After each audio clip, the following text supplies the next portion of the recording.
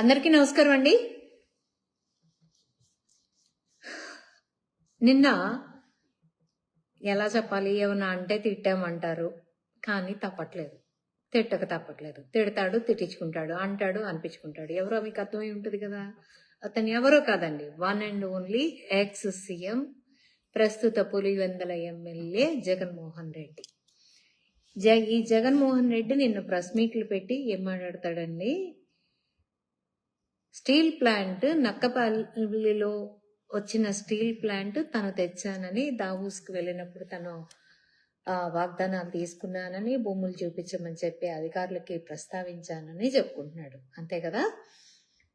సరే, ఇది చెప్పడం ఒక పక్కన పెడదాం, దాని గురించి తర్వాత మాట్లాడుకుందాం. అది మాట్లాడుతూ ఏమంటాడండి నారా చంద్రబాబు నాయుడు గారిని, నీ ముఖార విందని చూసి మరీ వచ్చారా అంటాడా. అంటే ఇక్కడ అందాలు చూసి ఎవరు పెట్టుబడులు పెట్టడానికి రాష్ట్రానికి రారు కదండి. ఎవరైనా ఒక వ్యక్తి సమర్థత, విజనరీ, ఆ రాష్ట్రంలో వాళ్ళకి కల్పిస్తున్న అవైలబిలిటీస్, రాయితీలు ఇవి చూసుకుని, అండ్ మీలాగా రప అనుకున్నా ఉన్నారా లేదా అని చెక్ చేసుకుని, సేఫ్టీయా కాదా, ఆంధ్ర రాష్ట్రం సేఫ్టీగా ఉన్నామా లేదా, ఒక రౌడీ రాజ్యంలో ఆంధ్ర రాష్ట్రం లేదు అని అనుకున్నాకే వచ్చారు.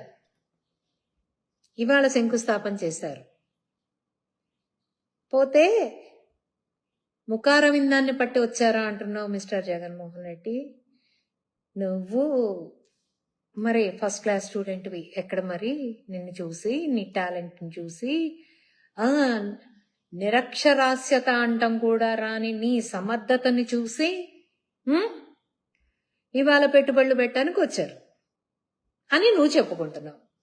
క్రెడిట్ చోరీ ఎవరు అనేది నీకు అర్థం అవట్లేదు. ఇప్పుడు కూడా ఇంగ్లీష్ రాదు, తెలుగు రాదు, హిందీ రాదు, గొక్క తిప్పుకోకుండా, రికార్డ్ లేకుండా లైవ్ లో మాట్లాడటం రాదు. ఏదన్నా అడిగితే ఇట్స్ వెరీ లెందీ క్వశ్చన్ అంట మాత్రం వచ్చు. నీ సమర్థతను చూసి, లెందీ క్వశ్చన్ అన్న నీ సమర్థతను చూసి ఆంధ్ర రాష్ట్రానికి పెట్టుబడులు పెడతామని చెప్పి ముందుకొచ్చారు. ఏది 2019 నుంచి 2024లోనే మాట ఇచ్చి వచ్చి ఇవాళ నారా చంద్రబాబు నాయుడు గారు క్రెడిట్ చోరీ చేస్తున్నారా? కొంచెం అన్నా పనిచేస్తుందా నీకు? కొంచెం అన్నా పనిచేస్తుందా అంట. నిజంగా నువ్వు ఆ రోజున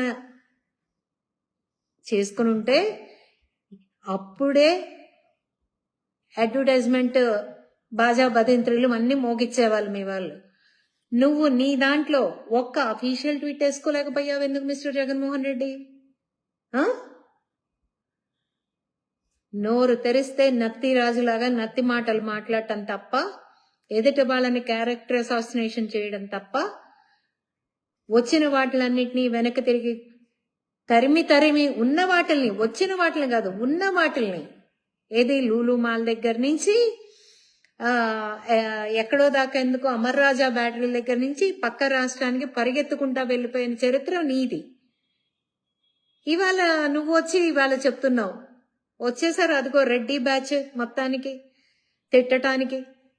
తిట్టేసుకోండి, నాకేం అభ్యంతరం లేదయ్యా. కానీ నిజాన్ని మాత్రం మాట్లాడి తీరుతాం, ఖచ్చితంగా నిజాన్ని మాట్లాడి తీరుతాం.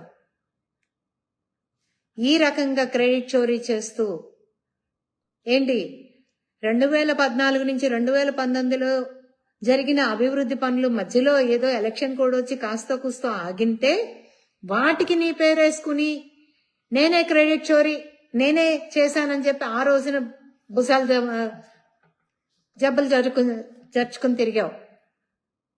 దానికి ఉదాహరణే కనకదుర్గమ్మ బ్రిడ్జ్. ఎందుకంటే ఆ టైంలో మా పార్టీలో ఉన్న కేసినేని నాని అనే ఆయన ఎంపీగా ఉండి నితిన్ గడ్కరీ గారిని 100 కోట్లు శాంక్షన్ చేయించుకున్న వ్యక్తి ఎన్టీఆర్ గారి మొహం చూసి, నారా చంద్రబాబు నాయుడు గారి మొహం చూసి, 100 కోట్లు శాంక్షన్ చేస్తే ఆ రోజున ఆ బ్రిడ్జ్ ప్రారంభమైంది వాస్తవం కాదా అని నేను అడుగుతున్నా. దాన్ని రిబ్బన్ కటింగ్ చేసి అది నేను తెచ్చానని చెప్పుకున్నమాట వాస్తవం కాదా? కృష్ణా నదికి సపోర్టింగ్ వాల్ కట్టింది నారా చంద్రబాబు నాయుడు గారు అయితే, ముగిచ్చింది తమరు హయాంలో ముగిచ్చినంత మాత్రాన తమరు చేసినట్టు అయిపోదు. జగన్మోహన్ రెడ్డి గారు సరిగ్గా మాట్లాడటం రాదు. మంత్రి గారు ఉంటారు, గుడ్లు మంత్రి అని చెప్తారు, కోడి గుడ్లు మంత్రి అని చెప్తాడు. దావూసెల్ రావయ్య అంటే చలికి బాధ అంటాడు. ఫిష్ మార్ట్లు మీ స్థాయికి వచ్చినవి, మీ స్థాయిలోనే వచ్చినాయి.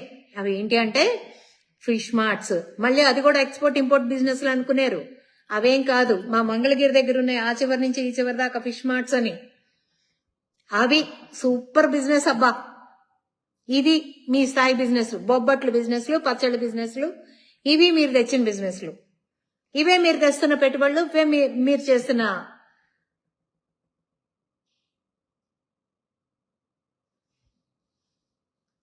చేస్తున్నవన్నీ. 108 దాన్ని రీకన్స్ట్రక్ట్ చేసి పాత అంబులెన్స్లకి పెయింట్లు వేయించి ఏమీ లేని వాటికి అసలు ఏదో చేసేసానని చెప్పి జెండా ఎత్తి దాన్ని ఒక పెద్ద యజ్ఞంగా చేసిన వాడివి నువ్వు. ఇంత చేస్తే స్టీల్ కంపెనీ కాదు అసలు, అది ఒక స్టీల్ సిటీ తీసుకొస్తే నక్కపల్లిలో, ఇవాళ అది నువ్వు ఏమీ చెప్పుకోవడం చేత కాలేదు అని చెప్పి మీ పేటీఎం బ్యాచ్ అంతా చెప్పడం, నిన్ను సమర్థించుకుంటూ రావడం.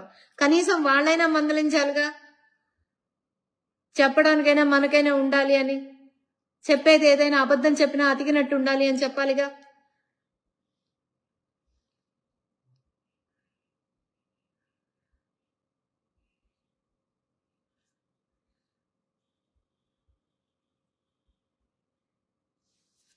ఎవరో సుమలత గారు, మేడం సబ్జెక్ట్ మీద మాట్లాడు మేడం, ఇప్పుడు ఏ టాపిక్ మీద వెళ్తున్నామో అది మాట్లాడండి. ఎన్టీఆర్ గారి టైం నుంచి ఎందుకండి ఇప్పుడు మీరు ఎందుకు టాపిక్లు డైవర్ట్ చేస్తున్నారు? టాపిక్ దేని మీద వెళ్తోంది? మీ జగన్మోహన్ రెడ్డి గారు అన్న దాని మీద వెళ్తోంది కదా.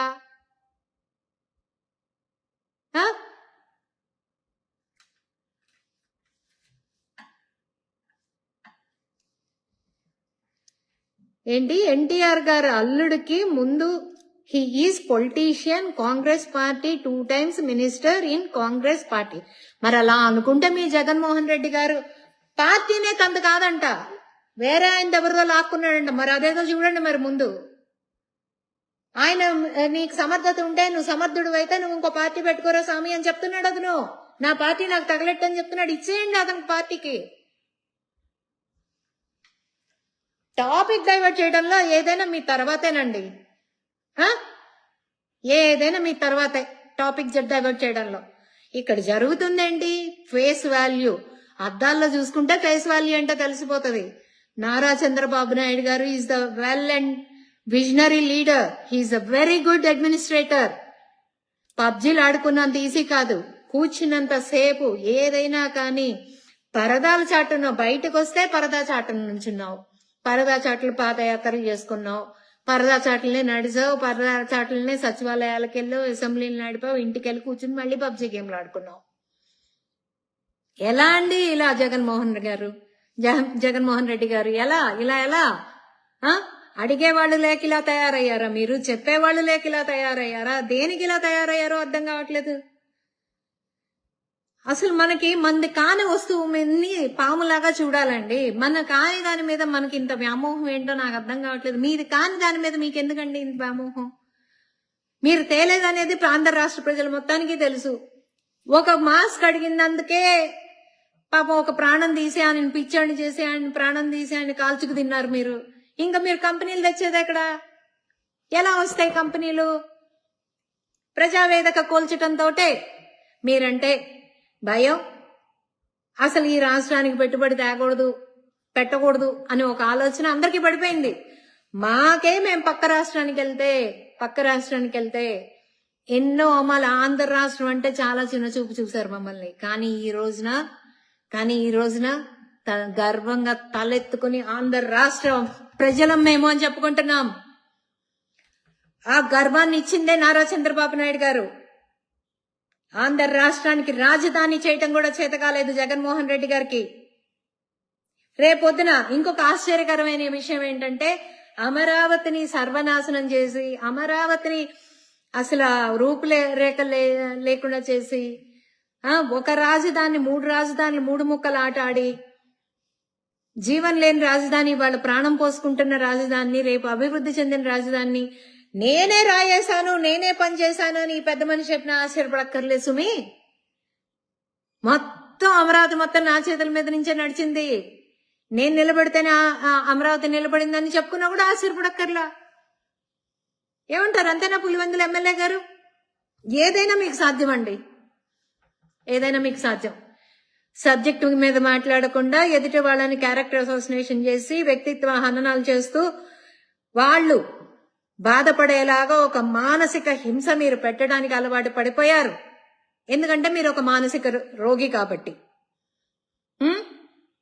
ఒక మానసిక రోగంతో మీరు బాధపడుతున్నారు కాబట్టి. ఏమిటి అండి ఇది?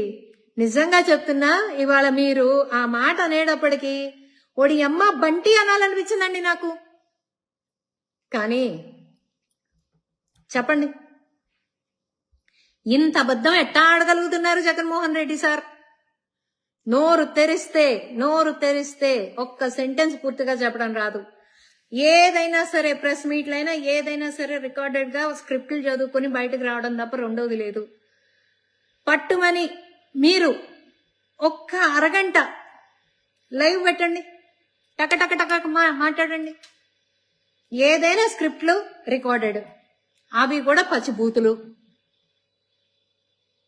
అది ఇంగ్లీష్ లో ట్రాన్స్లేట్ చేసి చెప్పండి అంటే కుదరదంటారు. మరి ఫస్ట్ క్లాస్ స్టూడెంట్ కదా మీరు, మిమ్మల్ని చూసి మేము నేర్చుకోవాలా ఇప్పుడు? మాకేం కర్మ అండి బాబు, మాకేం కర్మ. కాస్త నోరు అదుపు, మాట పొదుపుగా ఉంటే బాగుంటుంది. మీ భారతమ్మ గారినంటే మేము ఊరుకోమని మీరు ఎలా అయితే వార్నింగ్లు ఇస్తున్నారో, మా నారా చంద్రబాబు నాయుడు గారిని ఒక్క మాట అన్నా కూడా ఊరుకునే పరిస్థితి అయితే లేదు, గుర్తుపెట్టుకోండి. ఎట్టి పరిస్థితుల్లో ఊరుకోం మా పెద్ద ఆయనంటే. ఆంధ్ర రాష్ట్రం కోసం రేయింపగళ్ళు పగలనక రేయనక ఇప్పటికి కూడా ఆయనకున్న వయసులో ఎంత కష్టపడుతున్నాడో ఆంధ్ర రాష్ట్ర ప్రజలు మొత్తం చూస్తున్నారు. అసలు ఒక్కళ్ళ క్రెడిట్ ని తీసుకుని మీ జేబులో వేసుకోవాలి. నాకెందుకు అది ఒకళ్ళ కష్టాన్ని ఇంకొకటి తీసుకుంటున్నాడు అంటే చాలా అసహ్యంగా ఉంటదండి. నాకెందుకో చీదర, నిజంగా చెప్తున్నా, నాకెందుకో చీదర. నువ్వు కష్టపడిన కష్టాన్ని నీ సొంతం చేసుకో, బాగుంటుంది, పద్ధతిగా ఉంటుంది. ఎదుటాల కష్టం నీ జేబులో వేసుకోవటం ఏంట్రా బాబు? దాని మీద నీ పేరు వేసుకోవటం ఏంట్రా బాబు? ఇదేం బుద్ధిరా నాయన? దీన్ని దొంగ బుద్ధి అంటారు తెలుసా? దీన్ని దొంగ బుద్ధి అంటారు. మరి నేను నిన్ను దొంగ అని అనలేను, కానీ ఈ బుద్ధిని అయితే మాత్రం మా చిన్నతనంలో దొంగ బుద్ధి అని అనేవాళ్ళు. అట్లా చెయ్యొద్దని చెప్పేవాళ్ళు స్కూళ్ళల్లో గాని పిల్లలకు గాని. మనం చేసిన దాని మీద మన పేరు ఉండాలనుకోవాలి. అది ఎవరైనా సరే, నువ్వు కాదు, ఇంకో కుక్క కాదు, ఎవరైనా సరే, ఎదుటి వాళ్ళ కష్టాన్ని లాక్కునే వాళ్ళు ఎవరైనా కానీ.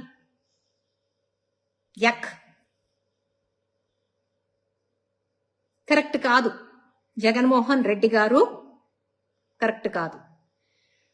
ఇకపోతే ఏంటి మీరు చెప్తున్నారు సార్, సినిమా చూపిస్తారు, రోజుకొక సినిమా చూపిస్తారు. ఇదే సినిమా చూపిస్తాను అని పెమ్మసాని గారు అన్నారని నిన్న మొన్న ఏదో అంబటి గారు తెగ గింజుకుంటున్నారు, ప్రెస్ మీట్లు పెట్టి మరీ గింజుకుంటున్నారు. సినిమా చూపిస్తానన్నాడు, నాకు సినిమా చూపించాడు అని. అంటే మీరంటే తప్పులేదు, మా నాయకులంటే తప్పొచ్చిందా? అదేంటది? అయినా మీకు ఇంకోటి చెప్పాలనుకుంటున్నాను జగన్మోహన్ రెడ్డి గారు. 2018 నుంచి 2024 వరకు ఆంధ్ర రాష్ట్రంలో పుట్టిన ప్రతి ఒక్కళ్ళు కూడా మీ సినిమాని చూసేశారు. మీరేదో చూపిస్తానంటున్నారు. మీ రౌడీయిజం సినిమాని, మీ దౌర్జన్యం సినిమాని, మీ బటన్ నొక్కుళ్ళ సినిమాని, అభివృద్ధి లేని సినిమాని ఏంటి అందరూ చూసేశారు. నడి రోడ్డులో మా నాయకుల్ని మీరు చంపించబోయిన సినిమాని, మాస్క్ అడిగితే ఎస్సీ ఎస్టీ బీసీ మైనారిటీల్ని చంపి డోర్ డెలివరీలు చేసి ఇష్టం వచ్చినట్టు మాటలన్నా మీ ప్రతి సినిమాని 2019 నుంచి 2024 లోపల ప్రజలందరూ చూసేశారు, భయపడిపోయారు. ఇది మాకొద్దు అని చెప్పి నీకు 11 ఇచ్చి కూర్చోబెట్టారు. ఇంకా కొత్త సినిమాలు నువ్వు చూపించేదేంటి, మేము చూసేదేంటి? జగన్మోహన్ రెడ్డి గారు చెప్పండి. ఏంటి భయపడతావా? రౌడీయిజం చేస్తానని భయపడతావా? నీ రౌడీయిజానికి మేము భయపడాలా? అది ఇది కాదంటే పేమెంట్ బ్యాచ్ని తీసుకొచ్చి మమ్మల్ని క్యారెక్టర్ అసోసియేషన్ చేయించి ఇష్టం వచ్చినట్టు మాట్లాడించి లకారాలు మాట్లాడించి ఏం సాధిద్దామని తల్లి చెల్లినే తుపుక్కుమని ఊస్తున్నారు. National media తుపుక్కుని ఊసింది. ఇవాళ వచ్చేసేసి ఫేక్ న్యూస్లు చెప్పుకుంటూ నేనే తెచ్చానని నీ జబ్బలు తరుచుకుంటూ చెప్తున్నావు. నువ్వు చేసింది ఏంటయ్యా అంటే వచ్చే ఆదాయం వచ్చే ఋషికొండ ఉందే, సంవత్సరానికి 50 కోట్లు వచ్చే ఋషికొండని మట్టం చేసేసి ఉన్నయన్ని తీసేసేసి మళ్ళీ మీ మేడం గారి కోసం 550 కోట్లు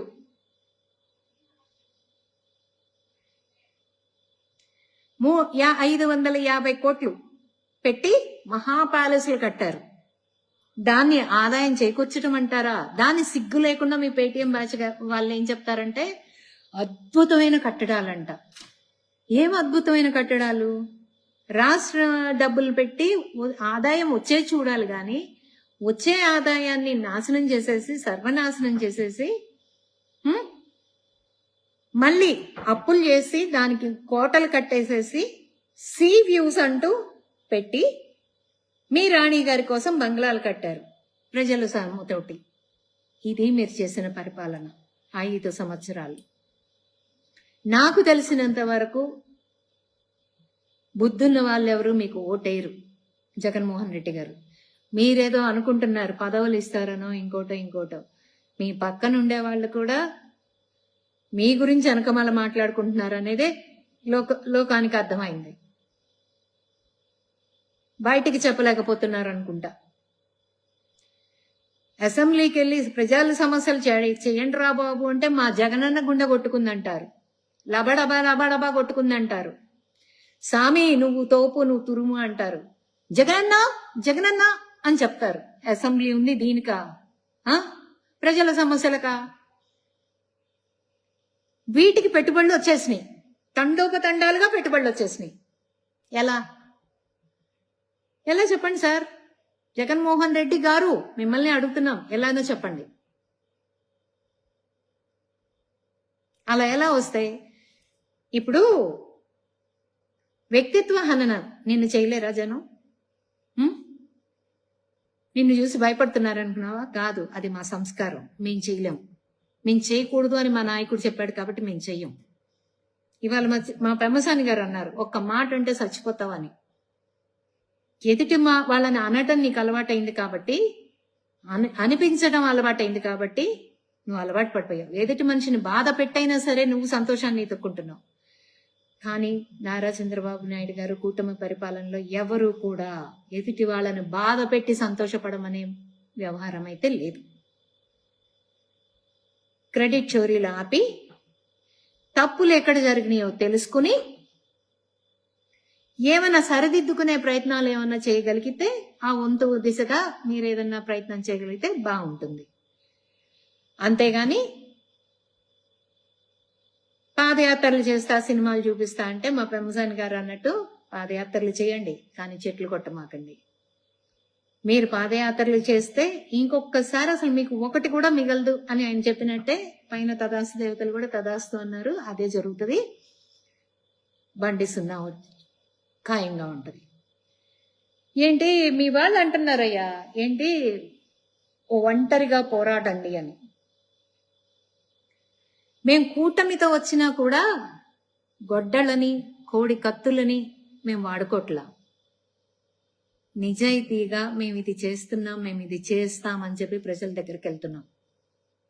మీ జగన్మోహన్ రెడ్డి గారిని ఎలక్షన్స్ లో గొడ్డలతో ఎలక్షన్ చేయొద్దని చెప్పండి, కోడి కత్తులతో ఎలక్షన్ చేయొద్దని చెప్పండి. ఎందుకంటే వాటిలతో చేస్తున్నాడు, వాటిలతో బ్రతుకుతున్నాడు కాబట్టే ఆంధ్ర రాష్ట్రానికి 2019 నుంచి 2024 దాకా ఎలాంటి పెట్టుబడులు రాలేదు. ఉన్న కంపెనీలే ఎగురుకుంటా వెళ్ళిపోయాయి. గుంటూరు ఎంపీగా గల్లా జయదేవ్ గారు 2 సార్లు గెలిస్తే, మీ అధికారంలో ఉన్నప్పుడు కూడా గల్లా జయదేవ్ గారు గెలిచిన గల్లా జయదేవ్ గారు మీరు పెట్టిన హింసకి పారిపోయారంటే, ఆయన కంపెనీతో సహా పారిపోయారంటే అది మీ విఘ్నతకే వదిలేస్తున్నా మిస్టర్ జగన్మోహన్ రెడ్డి. అమరావతి రైతుల్ని మోసం చేసావు, ప్రజల్ని మోసం చేసావు. బటన్ నొక్కానని చెప్తున్నావు, బటన్ మాత్రమే నొక్కావు. రూపాయి లేదు, ఆదాయం లేదు, ఖజానా ఖాళీ. ఆంధ్ర రాష్ట్ర ప్రజలందరినీ నట్టేట ముంచావు. ఉన్న కాసిని డబ్బులు రంగులు వేయటానికి, రంగులు తీయటానికి, పాసు పుస్తకం మీద నీ బొమ్మలు వేయించుకోవడానికి, సరిహద్దు రాళ్ల మీద నీ బొమ్మలు వేయించుకోవడానికే సరిపోయినాయి. 1300 కోట్లు సచివాలయాలకి, పంచాయతీలకి రంగులేయటానికి, రంగులు తీయటానికి. అక్కడే 2600 కోట్లు కనపడుతున్నాయి. 700 కోట్లు పాసు పుస్తకాల మీద నీ బొమ్మ వేసుకోవడం కోసం. ఇంకో 700 కోట్లు సర్వే 1400 కోట్లు సర్వే రాళ్ల మీద నీ బొమ్మ వేసుకోవడానికి. కేవలం ఇన్ని 100 కోట్లు, ఇన్ని 1000 కోట్లు నీ స్వార్థం కోసం, నీ ఉనికిని కాపాడుకోవటం కోసం నువ్వు ఖర్చు పెట్టావు అన్నది నగ్న సత్యం.